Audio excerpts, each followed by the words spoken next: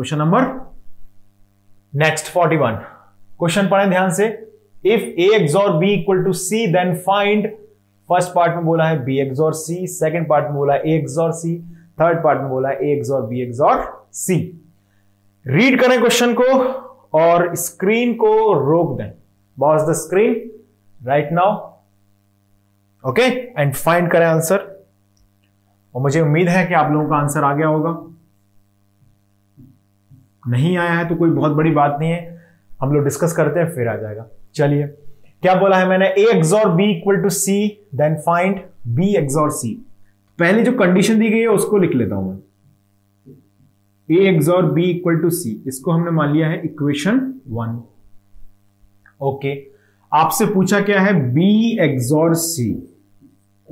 अच्छा, इस एक्सप्रेशन को देख के आपको लग रहा होगा कि क्या पॉसिबिलिटी बन सकती है, क्या पॉसिबिलिटी बन सकती है। ऑब्वियस है कि हम सी की वैल्यू ले जाकर इसमें रखेंगे, क्योंकि इसको ऐसे क्या सॉल्व करोगे, समझ पा रहे हो। तो सी की वैल्यू हमें इसमें रखनी है, रख दिए। चलो, बी, सी की वैल्यू मैंने पुट कर दी। सी की वैल्यू क्या है, ए एक्सॉर बी, ये मैंने पुट की इसमें। अब आप जरा समझिए क्या होने वाला है। हमें मालूम है कि जो एक्सॉर गेट है it follows the associativity principle, यानी कि आपको जब भी एक्सॉर गेट को डिफाइन करना है तो हम ऑब्वियसली बोल सकते हैं, जैसे मैंने अभी डिस्कस भी किया यहां पर एसोसिएटिविटी को हमने डिस्कस किया, दैट्स यहां पर।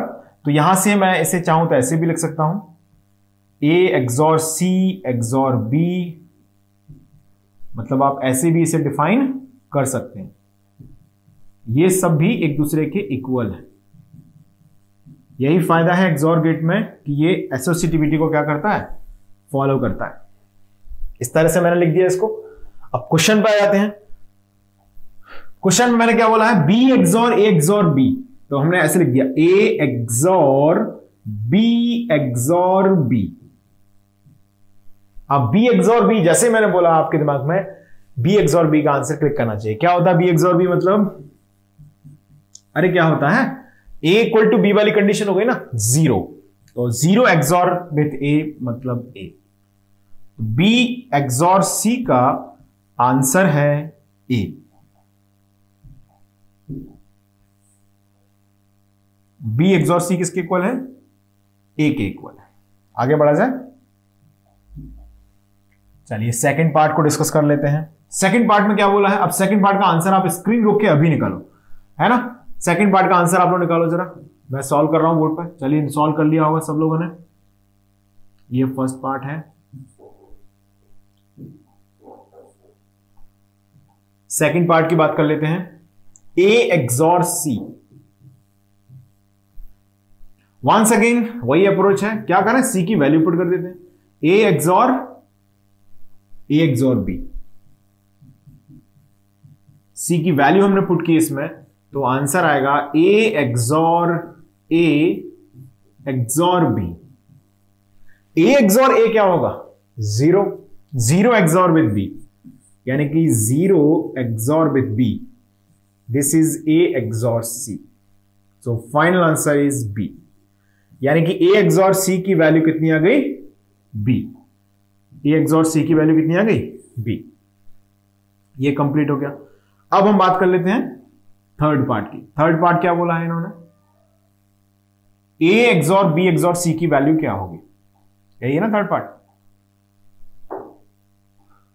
Let's see third part, A XOR B XOR C, ये पूछा गया है। क्या मैं इसको ऐसे लिख सकता हूं, क्या मैं इसको ऐसे लिख सकता हूं, जरा बताओ, ए एक्सॉर बी एक्सॉर सी। हाँ जी, बिल्कुल लिख सकते हैं, it follows the associative law, बिल्कुल लिख सकते हैं आप, बिल्कुल सही बात है। अब ए एक्सॉर बी की वैल्यू क्या है, दैट इज सी, यानी कि सी एक्सॉर सी, यानी कि आंसर कितना आएगा, आंसर 0। कहानी खत्म, आंसर क्या आ गया, 0। क्लियर है क्वेश्चन सभी को, नोट कर लें जल्दी से, स्क्रीन को रोक के फटाफट से इनके सॉल्यूशन को लिख लें। चलिए आगे बढ़ते हैं नेक्स्ट क्वेश्चन की ओर। ओके, रीड करें क्वेश्चन को। बोला है if x and y are Boolean variables then minimise the expression for x XOR y XOR xy। x XOR y XOR xy। Simple possible form में अगर मैं देखूं तो सॉल्यूशन में स्क्रीन को रोक दें भैया, जिन्होंने XOR गेट समझा है ध्यान से, सब लोग स्क्रीन रोकेंगे और एक बार ट्राई जरूर करेंगे। ओके, सब लोगों को जरूरत है कि आप सब लोग क्वेश्चन को ट्राई जरूर करें। ओके, ऐसा नहीं करना है कि यहां पर क्वेश्चन देखा मैंने सॉल्व कर लिया, वो सॉल्यूशन भी देखा, अच्छा हाँ ऐसे तो करना था, बिल्कुल सही किया ऐसा नहीं। Okay, this is not the way. आपको प्रिपेयर करना है तो ऑब्वियसली मैं जब भी बोलता हूं कि आप स्क्रीन को पॉज करें और क्वेश्चन को ट्राई करें, so this is my serious notation to you कि आप लोग डेफिनेटली, मैं उम्मीद भी यही करता हूं आपसे, एक्सपेक्ट भी यही करता हूं कि आप स्क्रीन को रोक के और आप सॉल्व करते होंगे, और आपको सॉल्व करना ही चाहिए उसे। ओके, तो ऐसे लाइटली मत तैयारी कीजिएगा। आप एक कॉम्पिटिटिव एग्जाम को अगर फोकस करके तैयारी कर रहे हैं, देन इट इज नेसेसरी कि हम थोड़ा सा फोकस्ड रहें। तो आप जब भी मैं बोलता हूं कि आप स्क्रीन को रोकिए और सॉल्व कीजिए, तो जरूर उस क्वेश्चन को आप ट्राई करें एक बार।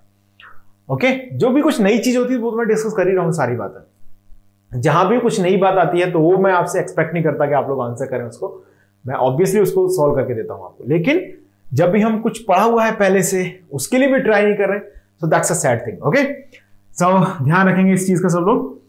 फर्स्ट XOR विथ सेकंड, हम जब भी करते हैं फर्स्ट को XOR किया सेकंड के साथ, तो इसका मतलब होता है 1 कॉम्प्लीमेंट हो जाएगा into 2 plus 1 as it is, क्या आ जाएगा 1 एज इट इज 2 कॉम्प्लीमेंट। यही है फॉर्मूला हमारा A XOR B का, या किसी भी फंक्शन को XOR करना हो उसका। तो इसमें बोला है इन्होंने x XOR y XOR xy, तो कोई भी तो XOR ऑपरेशन पहले कर लेते हैं, तो कोई भी आप जो बोले पहले ये वाला कर लेते हैं। चलो x XOR y, हमें क्या दिया गया है, हमें दिया गया है x XOR y XOR xy। तो क्या मैं इसको ऐसे भी लिख सकता हूं x XOR y XOR xy, बिल्कुल लिख सकते हैं, कोई परेशानी नहीं है। तो x XOR को मैं एज इट इज रख के इसको पहले सॉल्व कर लेता हूं। 1 XOR 2 क्या होता है 1 कॉम्प्लीमेंट, यानी कि y complement into 2 as it is xy as it is plus 1 as it is यानी कि y as it is into 2 complement यानी कि xy होल कॉम्प्लीमेंट। ये लिख लिया हमने। x XOR, अभी मैं इस ब्रैकेट को ही सिंपल कर लेता हूं, तब हम आगे बढ़ेंगे। तो ये तो y डॉट y बार 0 हो गया, बहुत बढ़िया, ये तो 0 हो गया है ना, ये बच गया हमारे पास। अब हम इसमें क्या करेंगे, डिमॉर्गन्स लॉ लगा देंगे। x बाई होल बार मतलब x बार प्लस y बार। डिमॉर्गन्स ने क्या बोला कि हम मल्टीप्लिकेशन के होल कॉम्प्लीमेंट को एडिशन के इंडिविजुअल कॉम्प्लीमेंट से रिप्लेस कर सकते हैं। तो ये लिखा हमने, फिर हो गया x बार y plus y dot y बार। y डॉट y बार होता है 0। तो आपके पास एक्सप्रेशन क्या आ गया अभी तक का, अभी तक एक्सप्रेशन आया x XOR x बार y, ये आ गया। अब इसकी मैं एक और आपको मेथड बता दूंगा, निंजा टेक्निक है ना, अभी बात कर लेंगे जब हिट एंड ट्रायल वाला, ऑब्वियसली उससे भी इसको कर ही सकते हैं। x XOR xy, तो first complement into second plus first as it is into second complement, ये आ गया। इतना एक्सप्रेशन लिख दिया हमने। अब इसके आगे बढ़े अगर, ओके चलिए, तो अब मैं क्या लिख सकता हूं इसको, इसी के आगे चल रहे हैं हम लोग। तो x बार डॉट x बार y, यानी कि ये क्या आ जाएगा, इसको कुछ भी मान लो, कैपिटल F मान लो, है ना। तो कैपिटल F इक्वल टू क्या आ जाएगा यहां पर, इसको हमने F मान लिया। F इक्वल टू क्या आ जाएगा यहां पर, जरा बताओ, x बार डॉट x बार मतलब x bar into y plus, अब इसको डिमॉर्गन्स लॉ से आप ब्रेक कर लेंगे। तो डिमॉर्गन्स लॉ जैसे लगाएंगे इसमें, तो ये x तो बाहर चल ही रहा है, ब्रैकेट में क्या बच जाएगा, ब्रैकेट में जाएगा complement of x over the complement plus y bar, ये बच गया इतना। ओके, अब अगर इसको थोड़ा सा रीअरेंज कर लें इतने पार्ट को जो हमने सॉल्व किया अभी तक, तो f इक्वल टू आ जाएगा एक्स बार वाई प्लस, अब ये क्या बच जाएगा, X into X plus X Y bar, X into X यानी कि एक्स हो गया, यहां से आपने कॉमन लिया तो एफ इक्वल टू आ गया एक्स बार Y plus X into one plus Y bar. तो यहां पर एक्सप्रेशन आ गया हमारे पास एक्स प्लस एक्स बार वाई। अब ये इसमें अप्लाई कर दो आप distribution theorem, 1 plus 2 into 3 is equal to 1 plus 2 into 1 plus 3। So we'll apply the distribution theorem over here. तो आंसर आएगा एफ इक्वल टू, आंसर आएगा F is equal to X plus x bar into X plus Y. Okay, तो final answer क्या आएगा यहां पर, x plus Y. X plus Y means option B is the right answer for this question. तो ये calculation पर based मैंने answer किया है इसको।